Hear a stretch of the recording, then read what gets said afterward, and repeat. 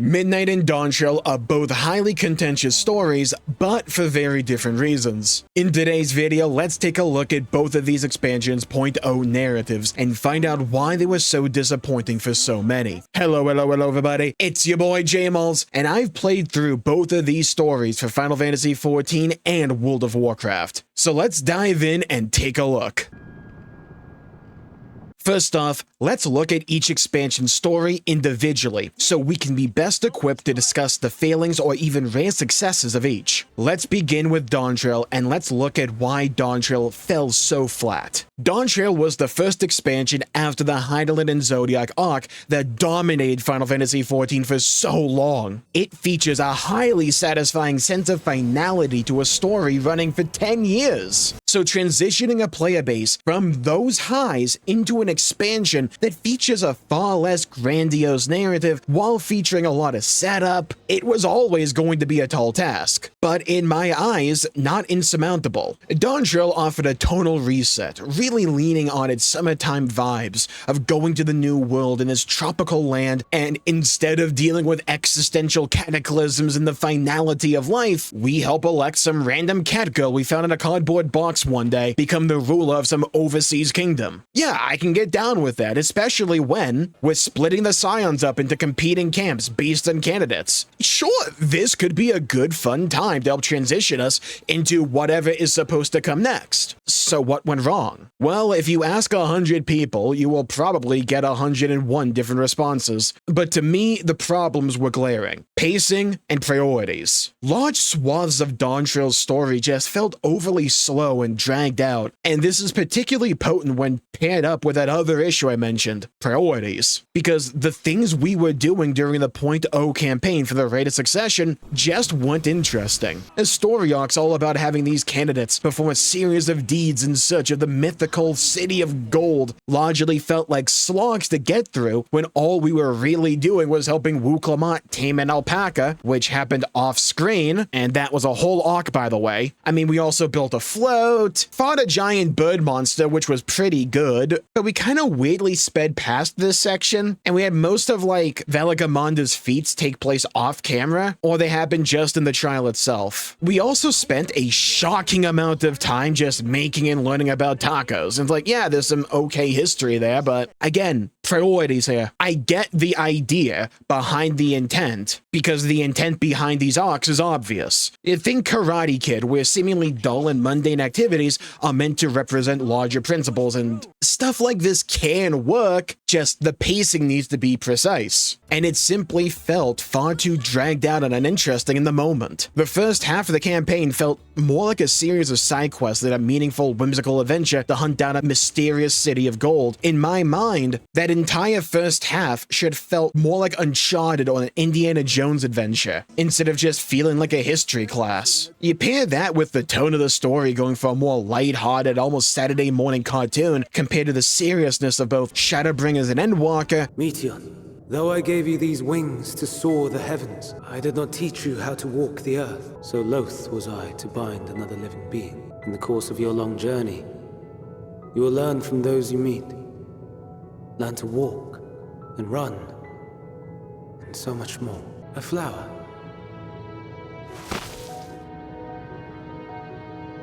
Yes. Upon your return, I will gift you a beautiful flower.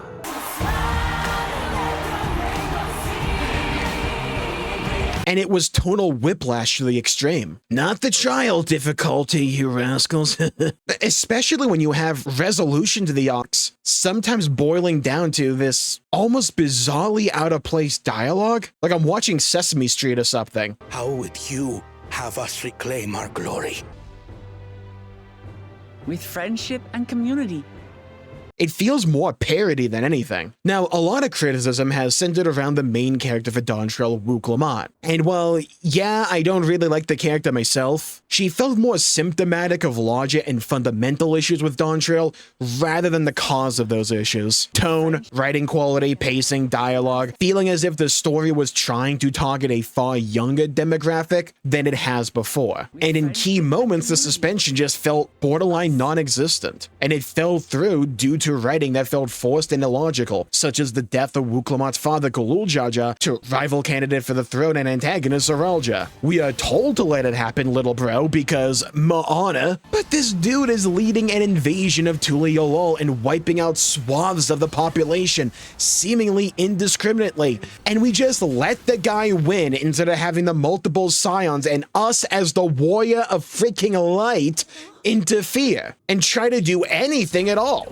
Dawntrail often felt like it simply didn't know how to write the Warrior of Light. The story wanted to respect our strength and try to put us in positions where we simply couldn't resolve situations with it, like Wuklama getting kidnapped, or having someone else deal with it as a matter of honor. That can work, but the story needs to be written to where that makes some kind of sense. We weren't just some washed-up old teacher trying to train the next generation, while arguably also just still in our prime, especially after the events of Endwalker. It's like they wanted us to be Mr. Miyagi, but we're not some old dude. Giant impactful scenes like this just not delivering can have drastically souring effects on the overall story because it's apparent this is supposed to be one of the biggest scenes in the entire story. And when it falls flat, that compromises everything around it. Speaking of souring effects, a bit before this section, we actually found the City of Gold. Huzzah! And it looked cool and technologically advanced, which to me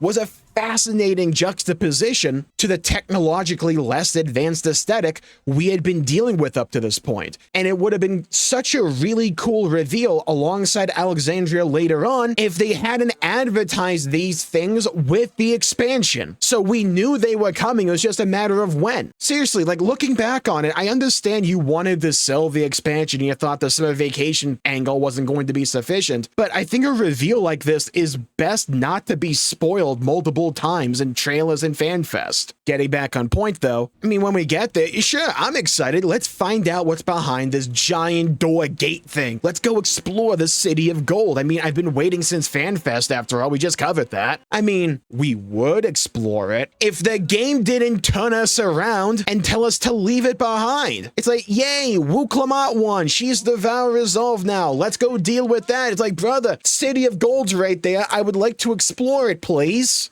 Dawntrail sometimes just feels like a glorified blue ball simulator. And then it kicks us off to go do the Texas/Arizona zone. And like, look, I am a fan of Westerns myself, but even then the Cowboy zone isn't even that good. And it's the most filler arc story they've ever done, rivaling like the trolley section from Shadowbringers. But it's an entire zone this time. It's slow, tedious, there's a couple of somewhat funny Western parodies, and we also get to see Estinian for like, what, 2 seconds? But why wasn't the whole zone just one giant John Wayne movie? Where were the cowboy hats? We just had cat boys. Where's the fun? It's the most bog standard Western parody possible, and executed in the most boring way possible. Alright, well that's over. Thankfully, we have the invasion of Tuliolol right after. But then we immediately transition to that previous issue with Galul Jaja's death, because that takes place right after this. But thankfully, this marks a turning point, because this is where we introduce Alexandria. And while there are still definitely some slow and sluggish portions of the second half of the MSQ, overall I do think the quality goes up, primarily because we're actually tackling things that are somewhat interesting. Learning about Electrope and the utilization of souls and how we have to overcome that. It's far more engaging for a story than just learning about the history of a taco. We are also introduced to a character that's pretty dang fun to have on the screen and who would later go on to become one of my favorite characters. If you want to count them all as the same character, it's kind of hard to do that. Let's talk Queen's Fane. Or more specifically, let's talk about the theme of this entire expansion after we get her introduction. Because yeah, the theme that is tackled is very similar to what we just had covered back in Endwalker's point oh. And while I would agree, I think Endwalker did it better, I don't think that necessarily means Dawntrail did it bad either. But for some people, arguably a lot of people, when you follow something up that just did what you're doing but better, it makes you look worse in comparison. But Alexandria and Queen's Fiend's play for immortality through the Endless, it had great visuals, and I think it was pretty well told overall, particularly in the Zone of Living Memory, which was just a great experience overall to me. Not Ultima Thule good, but an IGN 7 out of 10 good. I think it's safe to say, for me at least, Dawntrail started off unreasonable reasonably slow and uninteresting. But while it doesn't ascend to the heights of what came before, it is able to somewhat dig itself out of the hole it put itself in. And just because Dawntrail is the start of something new, it doesn't mean it has to be bad. I've seen that defense be peddled out. And also, this is where we get the benefit of hindsight, because at the time we didn't know if the style and tone of dialogue we got in Dawntrail's 0.0 was going to be the norm, or if they would be able to course correct. And I'll be honest with you, I'm a big fan of what they did with patches 0.2, 0.3, 0.4, and what 0.5 is shaping up to be. For me, they've reaffirmed that Dawntrail was a one-off instead of the start of some kind of new normality. I can forgive a bad one-off, especially when you don't really compromise or ruin anything that came before. Just having a bad story or having some old characters be a bit bland now, sure, that's not good, but like, I've been in the trenches when it comes to the bastardization of the IP that I love and cherish. This is nowhere near that. We'll get to that later. Like, just having a bad story, sure, let's not do that again, but it's not like it retroactively makes Emmett Silk a terrible character or ruins the world building we had in Eorzea. Speaking of, let's transition over to World of Warcraft's latest expansion, Midnight. Enter Foot Elf Lady. Okay, let's begin. Midnight did something no WoW expansion ever really did before. It went back to one of the most beloved locations in all of Azeroth's history and remade it. And now that I'm saying that, ignore Cataclysm, because that kind of did it first. This one's more focused, at least. We are going back to the home of the Blood Elves, Quel'Thalas, and we'll actually have a reason to go to Silvermoon and be there for longer than 5 minutes. Huzzah! And we're getting a fully fleshed out Zul'Aman. I mean, what else can I ask for? Like, if you're a fan of WoW's history and story like I am, this sounds absolutely awesome. It's something I've been wanting for years. Like, ever since I was a kid. What went wrong, though? Well, a lot. Also, quite a few of the typical WoW writing issues just made themselves particularly felt here. Couple of the same ones from Dawntrail, after all. Pacing, dialogue, and prioritization. One of their biggest issues is pacing, though, so let's focus on this, because it's the complete opposite problem of Dawntrail. Dawntrail just had really slow pacing, where we were often doing things that just didn't feel engaging. It was slow and sluggish. WoW blows through the important stuff way too quickly, and then slogs through other less interesting bits for some reason. For leveling, you start out with being teleported to the Sunworld to defend it against antagonist Xal'atath's devouring host.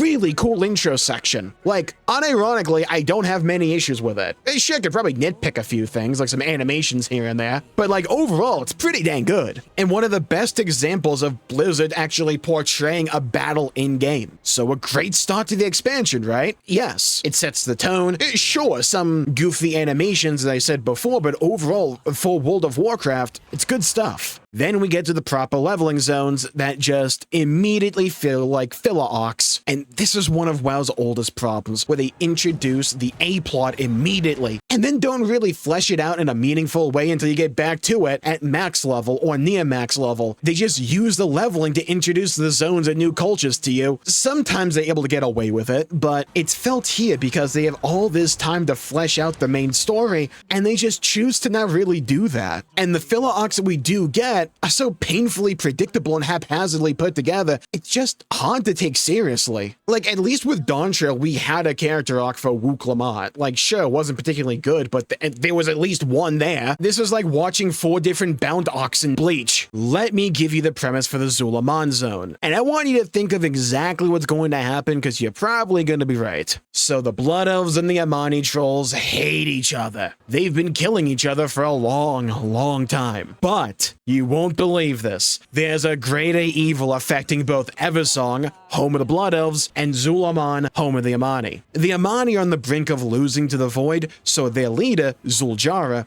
accepts us as the champion and leader of the Blood Knights, Lady Liadrin, to enter Zul'Aman with her to fend off the Void. But the gods of the Amani, the Loa, have abandoned them, and Zul'Jara must go on a quest around the zone to rebuild the connections the Amani used to have with their Loa by performing various trials. So you and Liadrin follow her around in doing so. But Liadjin and Zuljara, they don't start off on the friendliest of terms because one's a blood elf, one's an Amani. They don't really like each other. Oh, also Zuljara has a hothead brother who's very aggressive and wants to take the fight to the void. I'm sure that won't cause any problems. Now, do you figure that it's just going to be a story where Liadjin and Zuljara bridge the gap over the course of the story and eventually become trusted friends, while her patience and planning ends up being the correct course of action, and her aggressive brother turns out to be a hothead and get people killed while we are off collecting lower Pokemon? Congratulations, you would be correct. Let's go. Now, there's at least the framing that Zul'Jin, the brother, is somewhat correct, that sacrifices would have to happen in a conflict of this scale, and you can't be afraid of them happening overall. But the overall story, man, it's so tropey and by the numbers that it's hard to be invested because you just know what's going to basically happen each step of the way. It doesn't help this also follows the story flow of a previous zone they've already done back in Nazmir during Battle for Azeroth, where that zone was also all about going around and collecting various lowers for a big climactic fight at the end of the zone's story. By the way, this is the best zone of the expansion. This is the high point. Harandar is arguably even more egregious. Tell me if you've heard this one before. There's a society who only we just found out about, I guess. But they were there the entire time, trust. And they are very isolationist and wary of outsiders and their influence. Ooh. So you go to meet them with a Haraner who wants to see the outside world, but her people are against this, and you must prove yourself to them through some trials, but they're still wary of outsiders.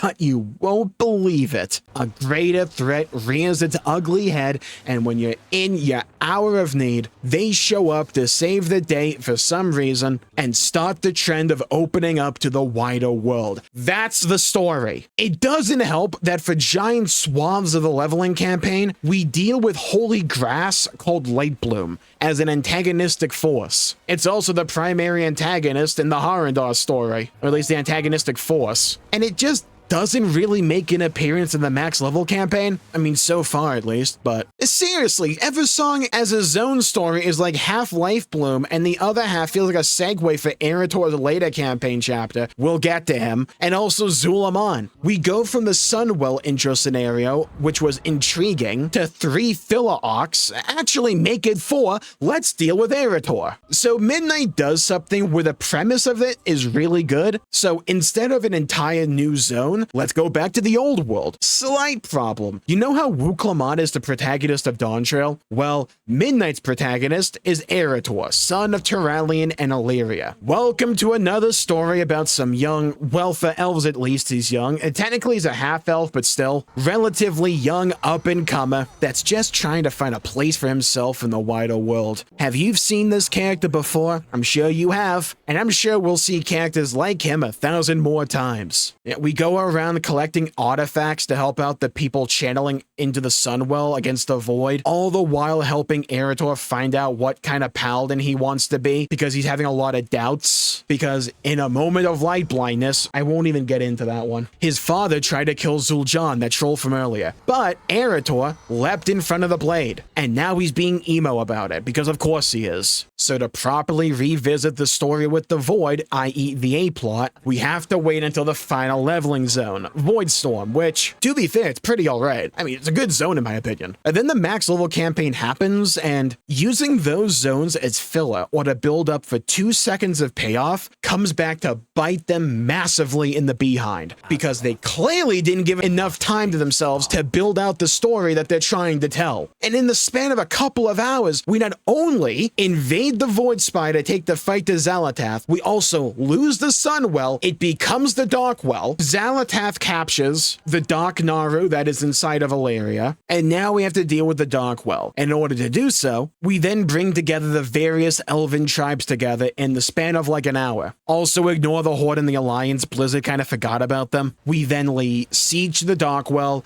beat back Xalatath, defeat the Dark Naru, and win the day, and cleanse the Darkwell and turn it into the Dawnwell. Mind you, this all takes place in like the span of 2 to 3 hours. No, I am not exaggerating. frustrating. They build things up like the Darkworld to be this giant threat. They build up this idea that we have to unify the elves and bring them all together. It was something they talked about back at BlizzCon as one of the key elements for the expansion. Again, ignore the Horde and the Alliance. And it's all covered so shockingly quickly that nothing has staying power or emotional pull. It's just a series of plot points haphazardly hit to meet a quota instead of trying to tell a story, and then the Darkwell is cleansed to become the Dawnwell in like under an hour. And numerous different plot lines are basically all tied up here at the same time, and boom, 0.0 is over. By the way, this is a very brief overview of what happened, because they crammed even more throughout this short section that was, by the way, time-gated over the first few weeks of the expansion's launch. This was the whole reunification of the elves that we were told about all those years ago back at BlizzCon. In this chapter, you will be returning to the fabled lands of Quel'Thalas. There, the forces of the Void have invaded Azeroth, intent on snuffing out the light of the Sunwell and plunging the world into darkness and fear. You will not only help reunify the scattered elven tribes of Azeroth. So you got any large stones and boulders that the Elder can fling at our foes. He is refusing to wake up until he has something to throw. But you will make your stand with the forces of the light and banish the shadow forever. Let this mark a new dawn for our people.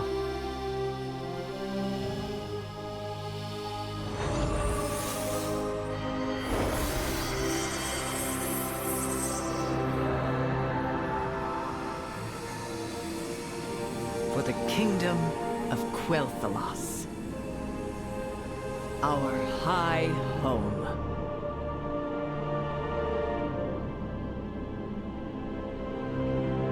This is what was done to one of the most beloved corners of Azeroth that finally saw some proper spotlight. It existed solely to jam in a story into way shorter time and to fundamentally change long-standing elements of the Blood Elves so new, modern writers can stake their claim on this story. The desecration of the Sunwell into the Darkwell could have been cool if they gave themselves any amount of time to properly build it up and give it focus or actually treat it like a threat. We deal with it basically immediately. Instead, they focus on near worthless filler arcs that serve just to justify almost certainly a coming troll-based patch and an MCU on your left-esque scene, because Blizzard loves doing those. But instead, it just exists to shove plot points down our throat like I'm reading a TikTok movie summary with an AI voice calling the main character Jack. All so that they can practically regurgitate the wrap-up to the Burning Crusade and call it the Dawnwell now,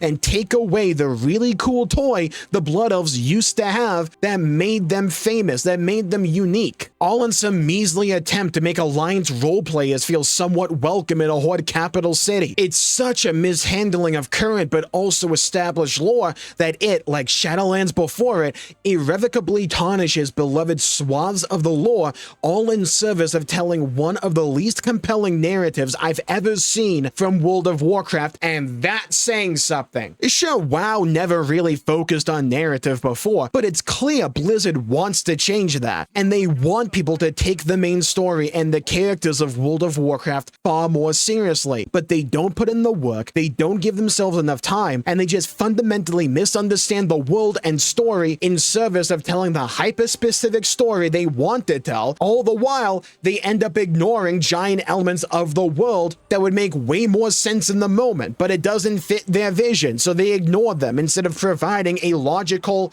and believable reason on not including them. We focus on the reunification of the elves when the Forsaken, an ally to the Blood Elves and other part of the Horde, are closer than the Night Elves. We go out of our way to recruit and be talked down to by those Night Elves because we had the Sunwell for so long. What are we doing? Like, even for World of Warcraft, this story is straight up embarrassing. Now, the reason I'm only comparing .0 Midnight and .0 Dawntrail is because it just wouldn't be fair to compare the stories in Dawntrail .1, 2, 3, 4, and soon to be 5 to just .0 Midnight. And when we're only looking at those two stories, To me, Dawntrail is superior, and there are levels to this. Dawntrail suffered from a boring start to a new story, but it didn't compromise on already established and beloved sections of the lore. It was just boring, until Alexandria made it somewhat interesting. Midnight takes one of the most beloved corners of the world and hits it with the modern writing bat, takes away the cool and established elements of the lore to replace it in a terribly told story with something that just lacks that cool fact that the Sunwell once had, all the while kind of forgetting we already were supposed to have told this story back in TBC. But the writers feel the need to recontextualize all the old stuff because when they have new ideas, no one cares either way, because it doesn't involve anything people actually care about, so they have to take the stuff that is beloved and put their own spin on it and make it crap. Dawntrail also benefits from hindsight. I know, and I'm sure a lot of you out there know this as well. If you've played the patches, the story does get way better. And Final Fantasy XIV has told amazing stories before, so 7.0 feels more like a hiccup that we just hope isn't repeated with 8.0. WoW has always had massive issues with its story, especially in-game. Even during its heydays, the in-game story often wasn't the reason, or it benefited from the world and the characters just being so dang cool that it more than made up for whatever story they were actually telling. But now we just get losers shoved down our throats that have the complexity of a Pringles can that continues a worsening trend for the story and storytelling in this game that arguably goes all the way back to BFA if not before. Ruining beloved and established characters, bad pacing, bad dialogue, unremarkable characters, the list goes on. So Midnight doesn't feel like it has the chance to just be a one-off bad story, it's just another domino in a long chain of them. And you want to know the funny thing? When it comes to gameplay, WoW and Final Fantasy XIV have the opposite problems of each other for me. Besides class design being contentious right now for both, Final Fantasy XIV is maligned for long gaps of time between major patches and having to wait for .x5 patches for a bulk of the content for the patch. On top of that, 2026 is looking to be a very light year, as is kind of usual for the wait for the next expansion, and people just want more to do in-game. World of Warcraft, on the other hand, shoves content out the door so quickly that it's borderline almost overwhelming. And the concern is that they put stuff out so quickly and frequently that they probably aren't giving themselves enough time to make the content itself really meaningful. And it can often feel like they're repetitive and underdeveloped instead of like introducing some meaningful gameplay, but that's not always the case. This is one of like modern WoW's strong points right now. Like back in the War Within, they reintroduced horrific visions. Yeah, remember those from BFA? They brought them back with new masks, a new companion you can like pal around with, though I normally just turn them off, and new rewards. In the War Within, they added delves as a whole new endgame feature alongside Mythic Plus and raiding, and then they expanded the offerings available to you as the player in Midnight once again by not only developing more dungeons and raids, iterating on the delve concept, but also introducing a whole new thing called Prey for the overworld. And yeah, is it perfectly executed? No, but like, I still view it to be a really good addition to the game. And when it comes to the overall game state, besides class design, you could make an argument Midnight is the best shape the game has been in such a long time. It's just the main story that is so bad, it's jarring to look at it side by side with everything else, because Blizzard are doing a lot right with WoW nowadays. I forgot to mention, they also added player housing in with Midnight, and it's really dang good. I prefer it over the housing that's available in Final Fantasy XIV. And again, it just makes the main story stick out like a sore thumb. Whereas for Dawntrail, it took several patches for a good swath of the content to get onloaded into the game, and we're still waiting for content announced for the expansion to be even released for it, like Beastmaster, though we did expect that to be late in the cycle. That doesn't make waiting for it better. It's like, personally, as someone who just loves to yap about games, as I'm sure you're aware of if you follow this channel to any capacity, this is easily one of the most interesting things to talk about for me, because I play both Final Fantasy XIV and World of Warcraft. I love both of these games, and while they line up in some ways, a lot of the time nowadays I'm finding that where one game really succeeds, that's the weakness weakness of the other, but that game's strengths end up being the weaknesses of the other as well. It's really fascinating because, well, yeah, there's going to be a whole lot more coming down the pipeline when it comes to WoW Midnight. Like, heck, we're getting Prop Hunt. And remember the delve mechanic I was just talking about earlier? Well, they're basically making something like mega delves. You know how there's like mega dungeons in World of Warcraft? They're kind of doing that for delves now. And in a later patch at Midnight, it's being introduced into the game called Labyrinths. It's like, could it be crap? Yeah, absolutely. We go back to that earlier point where they shove so much out the door for this game that you always have like that 50-50 shot whether or not something's interesting or just slop. What a great idea to iterate on that system from the War Within. And with WoW expansions being even faster now, you never have to wait long for something new in this game. Not to mention, if you ever get bored with retail, there's like multiple versions of Classic you can just go play. This all goes back to like the main story for Midnight being so jarringly bad in comparison because it feels like you lifted a bad story from a different bad game and just put it into this really good game. If they can even get a somewhat passable story into World of Warcraft, like, my god, what a juggernaut it could be. Like, even more so than it already is. And the same thing with like Final Fantasy XIV, like if they can just get a firm grasp on unloading new content into the game, I think Final Fantasy XIV could also be in a far better state than where it is right now. It's like, this is why competition is so important, because I want these games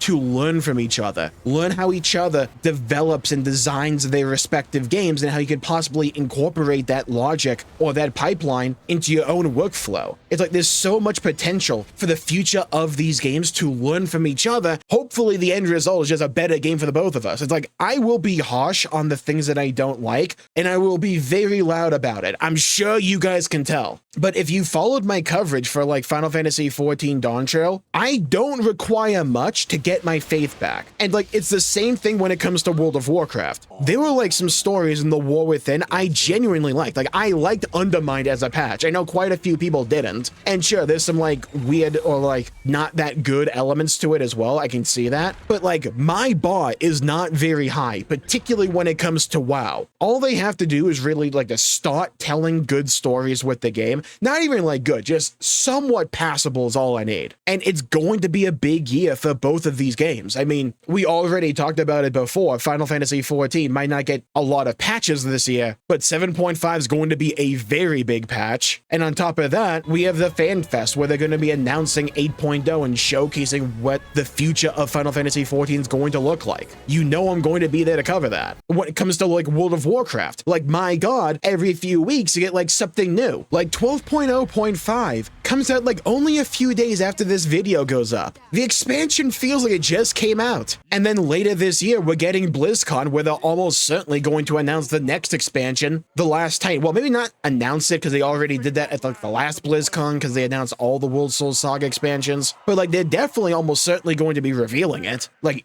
more in depth and showcasing what that expansion's features are going to probably look like. Probably some of the main story beats as well. And we're getting a revamped Northrend. It's like, it has so much potential. They just need to learn how to tell a somewhat passable story. I'm not looking for excellence. My bar's in the gutter. I just need something that doesn't make me eye roll every 2 sentences. That's all I need. Just something that's like somewhat passable and fun. It's all I need. And the reason I always hop in on WoW is because I always find myself coming back to the game because I just simply enjoy it. I enjoy playing the game as much as I enjoy playing Final Fantasy XIV. Arguably, I enjoy the gameplay mechanics of WoW a little bit more. Maybe not even a little bit more, like a decent amount. I would call it a moderate amount. But man, I just want to be invested in the story again. And like, let's be fair here. WoW is famous for taking things from other games and just basically lifting them and adding them into the game. I mean, look at Dragon Riding / Skywriting. They basically just took that from Guild Wars 2. And I applaud them for doing so. I want them to be blatant about this. If someone else is doing what you want to do but better or has a better idea than you, don't just take a knee and run out the clock. Mug them. I want you to steal it. I want you to be blatant about it. Heck, I want to see behind the scenes videos of the developers playing these other games going, that's a great mechanic. Get the code. I want to upload it into the game directly. I know that's not how the process actually works. I'm just saying, if it will make World of Warcraft better,